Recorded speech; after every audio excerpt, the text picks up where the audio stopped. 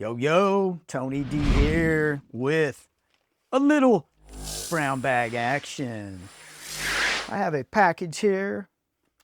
I thought I'd make this part of the video. Ain't no big deal. Got me some more supplies. They have been doing something different with my fullbacks. And I don't like it. So hopefully we have what I need to have. Nah, man, it's the same. Like, I guess they're totally changing what they're doing. Man, it's all right. I just got to deal with it. I don't know. Maybe I'll call them and see what the deal is. Like, the thing is, I don't know what it means. Like, it's just hard to find what's the back, what's the front. Because the old ones were easy. But, man, while I'm doing this, let's talk about the shop visit. It was nice out, man. I hit the shop. Kate was there. Talked to her a little bit about organization, how that's part of the deal, man. It's part of the coolness of collecting. Met a guy. See, this is what I'm talking about. Like, it's very distinct what is the front and the back. But like I said, I'm just going to live with it, man. Like, what am I going to do? I wonder if it's an improvement. Think positive. It's an improvement. Met a guy named Tony. You got two of us now, people. Two. Totally a pleasure to meet him. He turned me on to a couple of books. He's new to the hobby, and I just had to, when I first saw him, he had an Event Horizon book in his hand, and I was like, man, that's a cool book. Oh, man, the energy off this guy was extreme. He was like, I haven't seen the movie yet, but, you know, I saw this, and he had like a great story. Maybe he'll chime in and give us some deets on the story, but he got involved in that, and that's a great horror book, cosmic horror book to get into.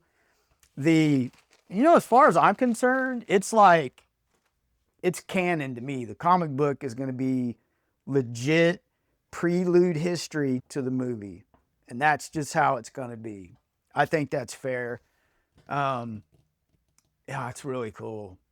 But, I'm so jealous. This guy had so much positive energy that being new to the hobby, I turned him on in the channel and he'd already he goes, I heard you talking to Kate because I was telling her about the channel as well. And he'd already subbed.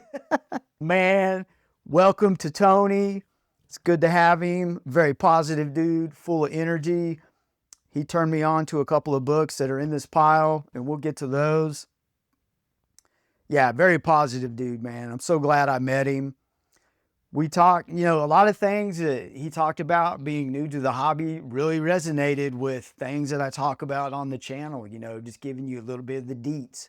Maybe it's just enough for you to make a decision on something because there's so much out there and you can really spend a lot of money just buying random stuff. Now, you can Google, you can do stuff like that, but with that being said, when I heard him recommend these two books, Red Book and Radiant Black, just no Google could replace the energy that he had when he was talking about these. Radiant Black, he said, this is the book. So I'll totally get into that, see where I go with that. Red Book, he knew who Tynion was for sure. And I remember seeing this. Wasn't sure if I should pull the trigger, but just that conversation, it did it. That's what I'm talking about when I do my mega micro reviews. The purpose is just to kind of get that info out there, man. We're just friends talking. You know what I'm saying? And yeah, he's a real cool dude, man. I bet he chimes in. Like he's got a lot of energy, man. And that's what I like. A lot of positive energy. We talked about a lot of things. It's all good. So, I don't want to start it off with his recommendations, but I bought, I guess you could call them girl books. I told Dan, I was like, I hope I'm okay after I read them. This isn't normal for me. This is out of the norm. This is something I do every now and then just to kind of break out of whatever I'm cocooned in, and I can get cocooned pretty bad. And so we got two #1 issues. Binary is part of the Age of Revelation, so it lined up. I don't mind buying some #1 issues just because they're one. It doesn't bug me, but I haven't heard from Zatanna in a while. Adam Hughes cover. I believe that's Adam Hughes. Maybe not. Sometimes, no, it's Jamal Campbell. However, let's see who's doing the pencils inside. And see, this is another thing. This is not a micro review, but it's still like a, hey, this is what I bought. This is why I bought it. Let's take a peek at the niblets, if you know what I'm saying. So let's see. So Zatanna is a very powerful character, like underrated, I believe. No, Hughes didn't do any variants. Wow. Okay. So Jamal Campbell is he writer, artist, cover, and variant cover artist. So that's okay. I'm glad I got this because this is just one guy laying down the creative freedom. Maybe. I wonder if that's how that works. How much freedom they have. I'm sure they got to go through a review process. Like, it'd be cool to learn that stuff. I might, I don't know. There may be some Speeding Bullet people that know. I know Matt would know. He actually shout out to The Grave. It's a great character, great comic. If you're from Oklahoma, it's ties to our home. It's local, and it's a comic book, man. So he may, and Matt is the writer, so he may know some more about things of that nature. Maybe he can chime in, but it's cool, man. We'll see what, and this also gives Jamal he's got the stage, right? Got my attention. It's a #1 issue. Show me what you got. And sometimes, and for me, man, if that first issue doesn't resonate, it's tough, man. For a new book that is not on my automatic type thing, like Green Lantern, Flash, just automatic buys, you really got to catch me, man. You got to hook me in. Me and Tony actually talked about I'm so glad we talked about this too, because I was like, okay, I'm not the only one that thinks like this, where sometimes you'll get into something that nobody's into and you're like, all right, it's extra cool that you're into it. And it's like, why isn't anyone else into this? But it's like, it's your thing. And then what really sucks is when people pile on to it, like all of a sudden they catch on, and then you get some validation there, right? I knew it was cool, but I get to where I don't want to read it no more when other people start piling on and it's injected into the mainstream. It turns me off a little bit, and it really shouldn't, right? Because it's about the art and the writing, but there you go. You got things like that, influence. But White Tiger Reborn, I totally thought about, I want to be honest here, I thought about the Daredevil series on Netflix when I saw this, and I also knew, God, I don't think it was White Tiger, but I think DC did a deal with Black Cat, Montez. I don't know, man, but it's like, it kind of had a parallel there that kind of hooked me. It had some hook action, and I did the quick flip. That's what we'll call it, man. I'm going to patent that. And I thought the artwork was great. It was enough where look, the expression through the mask. So that's a positive. I can dig that. So yeah, the artwork is starting to hook me. But yeah, the TV series, Daredevil is an extremely popular character for me. I was reading Frank Miller Daredevil without even really knowing who Frank Miller was, or I had in my hand, I had like a legendary, book when I was reading these things. I still have them.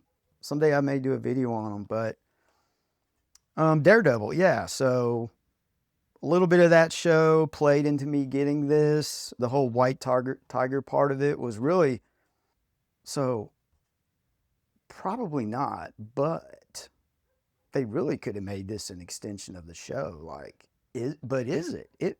You never know, man. They can do whatever they want, right? It's comics. I don't know. I'll read it and check it out. So there's an even better reason to check it. And like I said, it's an issue 1. I have no shame, man. I will buy something if it's a number 1. I have a bunch of short boxes full of number 1 issues. Just, it's a collectible thing. And that speculator in you, you never know, man. You could shoot up just like Jason Todd, the Red Hood, shot up to like 25 bucks. People were on eBay asking for $50 for that canceled book. But here's the thing, that's going to create rarity because I think the publisher, I think DC was telling shops to destroy them, which is weird to me, man. Like, just destroying a book is, I don't know, man. It like goes back to those government-sponsored book burnings in the, God, what was it called, man? Help me out, people. The Innocents, man, you know what I'm talking about, where they thought books were like corrupting the children. But yeah, number 1 issue, you just never know. It's not going to hurt, man. If you have the money, like, I don't know if you're into it, but this also plays into the Age of Revelation, which, man, I will say I don't want to say negative, but I was like kind of down on that whole thing happening. Me and Rachel at the shop talked about it, where why mess with the Age of Apocalypse? You know, it's been done, it's there, it was cool. But this is a little different. It's a different age. And I'm seeing different things. And the only thing, I mean, man, dude, it's going to cost a lot of money to get all these issues. But I read Overture last night and I totally dug it. Stegman doing the art on that just was fantastic. You have one thing that he drew really well was Magneto's cape. See if I got it. So, X-Men Age of Revelation Overture. So, I read this and it kind of like, I don't know, man, maybe I'll have to read the whole stinking thing. It might be a cool thing to collect, but Stegman just nailed it. Glob is an interesting character. So, I even asked Matt this down at the comic shop when the preview stuff was coming out, the ash cans, and I was like, check out Magneto's cape. Is he like Angel? But it's a fresh idea. It's like, it's just made up of metal. So Magneto, with having a cape full of metal, it's plenty of weaponry, Archangel-esque. He even walks on him, which I thought was cool. I'll show that to you. Maybe it's in here. But yeah, you see Angel of Death. So Wolverine's kind of a bad guy. You're fleshing that stuff out. There's a lot of mystery here too. Where is it? I thought it was cool when he was walking on it. It kind of reminded me of the X-Men movie where he was in the cell and Mystique brought him the dude had iron in his system. Yeah, it's right here. Just past it. But yeah, he's walking on him. So I think that's a clever idea to have what he can manipulate as a cape. It gives him a lot and many pieces. It's versatile. But yeah, man, Stegman's nailing it, dude. He did a series called Vanish. And it was crazy good art. And it had like a Spawn vibe to it, but it fizzled for some reason. Maybe I'll highlight it. So, kind of excited about Binary. It's a character that, I don't know, these cosmic characters, they're okay. Yeah, the artwork's good. If the artwork's good, I could see myself getting every issue. But you know what? I'm not going to do it. I already know I'm not going to do it. Some of them I previewed, I was like, yeah, I don't know, man. Like, we'll see. So, Tony, thank you, man. Like, let's get into Radiant Black. So Tony is 100% on this. So I'm going to read it, check it out. And I always saw Radiant Black in the back of these Image magazines, just advertised like crazy. So just that speaking with him got me on board. we'll see where it goes. You know, issue 36, it probably doesn't matter where you jump in. I'll let Tony speak on that if he wants to. Like, where's a good jumping on point? Anywhere, you know, just probably don't matter, man. But yeah, Tynion. I was totally curious about this red book.